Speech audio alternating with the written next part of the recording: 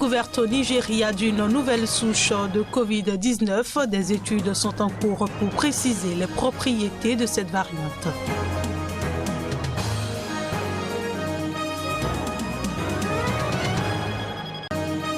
Au Sénégal, l'affaire Petro-Tim classée non-lieu par un juge, une affaire de corruption présumée dans l'industrie pétrolière et gazière.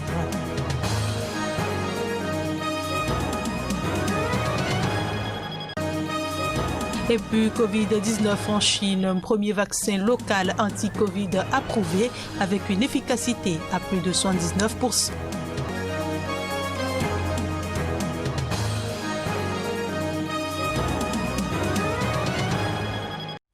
Voilà pour le sommaire de cette édition. Bienvenue à tous.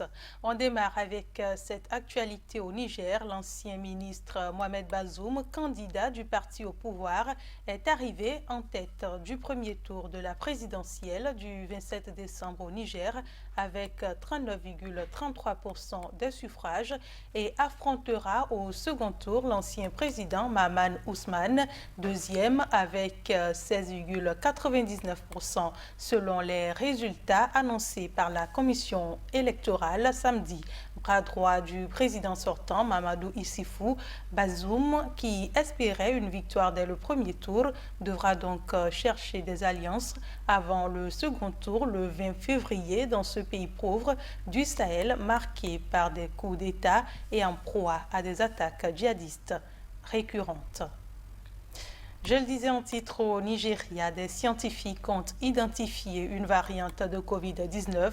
Cette découverte intervient alors que le pays a été durement touché par la pandémie en décembre. Des études sont en cours pour préciser les propriétés de cette variante du coronavirus identifiée au Nigeria. Elle a été observée sur 2 patients le 3 août et le 9 octobre dernier lors d'analyses menées sur 200 échantillons par les scientifiques de l'ACEGID, le Centre d'excellence africain de recherche génomique et des maladies infectieuses. D'après ce centre de recherche, les 2 patients présentent des mutations génétiques. Pour l'heure, la seule certitude est que cette nouvelle variante du coronavirus est différente de celle observée au Royaume-Uni, comme l'explique le professeur Christian Happy, le directeur de l'ACEGID, à l'origine du séquençage génétique de cette variante. Nous pensons que cette variante a très probablement muté au Nigeria.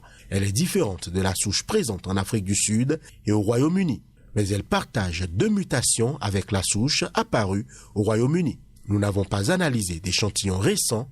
Nous ignorons dans quelle mesure d'autres patients sont affectés par cette nouvelle souche, a-t-il avancé. Pour l'heure, aucun lien n'a été établi entre ces découvertes et l'accélération des contaminations ces dernières semaines au Nigeria. Au Sénégal, un juge a prononcé un non-lieu dans l'affaire Petro-Tim, une affaire de corruption présumée dans l'industrie pétrolière et gazière qui a fait grand bruit parce qu'y apparaissaient les noms du frère du président Macky Sall et du géant BP. L'ordonnance de non-lieu, signée le 29 décembre par le juge d'instruction, conclut que les investigations menées depuis juin 2019 à la suite d'un reportage de la BBC pour des faits présumés de corruption, escroquerie, détournement, blanchiment, association de malfaiteurs ou encore fraude fiscale ne permettaient pas d'inculper qui que ce soit. Le média britannique accusait la société Petro-Tim, chargée d'exploiter un gisement de pétrole et de gaz au nord des côtes sénégalaises, d'avoir détourné 10 milliards de dollars. L'affaire a beaucoup fait parler à la fois parce qu'elle touchait l'entourage le plus proche du président sénégalais, mais aussi les ressources d'hydrocarbures qui ont été découvertes ces dernières années dans l'Atlantique au large du Sénégal et dont le pays espère beaucoup. Elle porte sur l'attribution en juin 2012 de l'exploration et de l'exploitation de 2 champs pétroliers et gaziers à la société Petro-Tim de l'homme d'affaires australo-roumain Frank Timis, novice dans le secteur, associé à Petrosen, Société des pétroles du Sénégal. Le classement de cette affaire ôte une épine du pied du président. Les informations de la BBC avaient suscité des manifestations diversement suivies contre l'opacité de la gestion de la ressource. Son frère avait démissionné en juin 2019 de la direction de la Caisse des dépôts et consignations. Ce non-lieu provoque le soulagement des proches d'Aliou Sall. Pour l'un de ses conseils, maître Moustapha Dieng, le droit a été dit. En République démocratique du Congo, au moins 25 civils ont été tués jeudi dans la région de Beni, dans l'est du pays, dans une attaque attribuée aux membres du groupe armé d'origine ougandaise, Force démocratique alliée ADF, selon les sources locales. Quelques habitants de Beni à l'est de la République démocratique du Congo qui s'étaient rendus dans leur champ pour préparer le réveillon de Nouvel An ont été attaqués par les ADF selon Donat Kibwana, administrateur du territoire de Beni. L'armée a retrouvé au moins 25 corps de civils tués, a-t-il ajouté. Les ADF sont des rebelles musulmans ougandais installés dans l'est de la République démocratique du Congo depuis 1995. Ils n'attaquent plus l'Ouganda voisin depuis des années, vivant de trafic dans la forêt dense autour de Beni où ils se sont installés. Depuis avril 2019, plusieurs de leurs attaques ont été revendiquées par l'État islamique Afrique centrale. Les ADF de leur côté n'ont jamais revendiqué aucune action. Il s'agit du groupe armé le plus meurtrier parmi les dizaines qui sont encore en activité dans les deux provinces du Kivu. En Centrafrique, à présent, le président Touadéra a relevé de leurs fonctions officielles au sein du gouvernement 3 leaders de groupes armés anti-Balaka ou ex-Seleka par décret signé le 31 décembre 2020. Il s'agit de Maxime Mokom, ministre chargé du désarmement, démobilisation, réinsertion et rapatriement, Ali Dassara et Mahamat Al-Khatim, tous de conseillers militaires spéciaux à la primature. Tous sont membres de la coalition de groupes armés lancés dans une nouvelle rébellion depuis une quinzaine de jours. Ils avaient été nommés à des postes officiels dans le gouvernement au lendemain de l'accord de Khartoum de 2019. Albert Yakole Yaloke Makweme, le porte-parole de la présidence, explique que leur révocation est la conséquence de leur rôle au sein de la nouvelle rébellion qui menace de descendre sur la capitale. Il n'exclut pas que d'autres mesures similaires puissent suivre prochainement. La Chine ne va pas recourir aux vaccins venus de l'étranger pour vacciner sa population contre le nouveau coronavirus.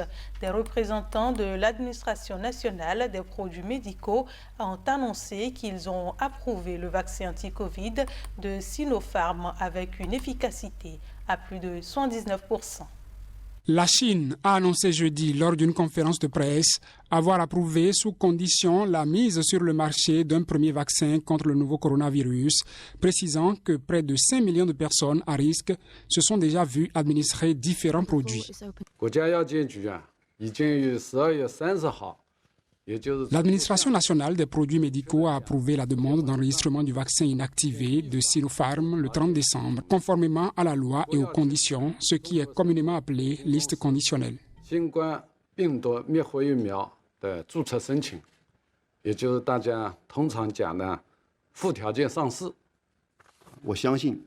Je suis convaincu, et soyez convaincus, que la capacité de production des vaccins Covid-19 peut répondre à la demande de vaccination à grande échelle que nous avons en Chine. Ce premier vaccin, produit par Sinopharm avec l'Institut des produits biologiques de Pékin, est efficace à plus de 79%, avait annoncé mercredi le groupe pharmaceutique.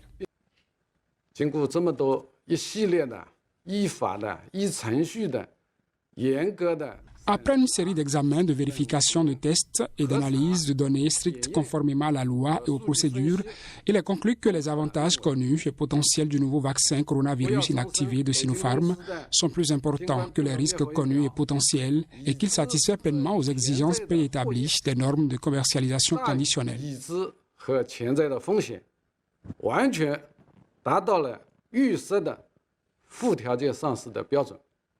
Les responsables interrogés n'ont fourni aucun chiffre concernant les capacités de production chinoises, indiquant simplement que la vaccination serait facultative dans le pays aux 1,4 milliard d'habitants.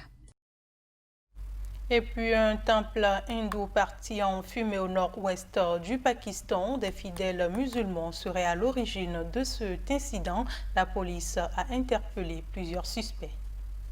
Les autorités pakistanaises ont arrêté jeudi 26 personnes, dont plusieurs religieux musulmans, au lendemain de l'attaque par une foule de centaines de personnes d'un temple hindou auquel elles ont mis le feu dans le nord-ouest du pays, a annoncé la police.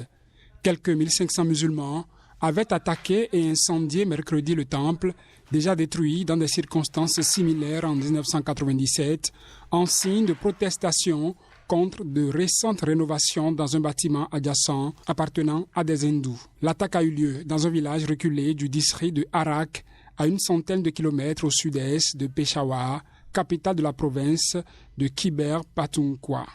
Quand la foule s'est précipitée vers le temple, nous avons fait des vidéos et nous avons des vidéos de personnes détruisant et provoquant l'incendie ici. C'est en utilisant ces vidéos que nous avons procédé aux arrestations. Les discriminations à l'encontre des minorités religieuses sont habituelles au Pakistan, où les musulmans représentent 97% de la population et les hindous à peine 2%. Cette destruction de temples en rajoute aux frustrations de ces minorités et c'est un acte qui n'honore pas le Pakistan, selon ce citoyen. Les gens qui ont détruit le temple n'ont pas fait ce qu'il fallait. Ces gens ont apporté une mauvaise réputation à notre région et ont terni l'image de l'État. Les États-Unis ont placé en décembre le Pakistan sur une liste de pays particulièrement préoccupants pour ce qui concerne les violations de la liberté de religion. Ainsi se referme cette édition. Merci de nous avoir reçus.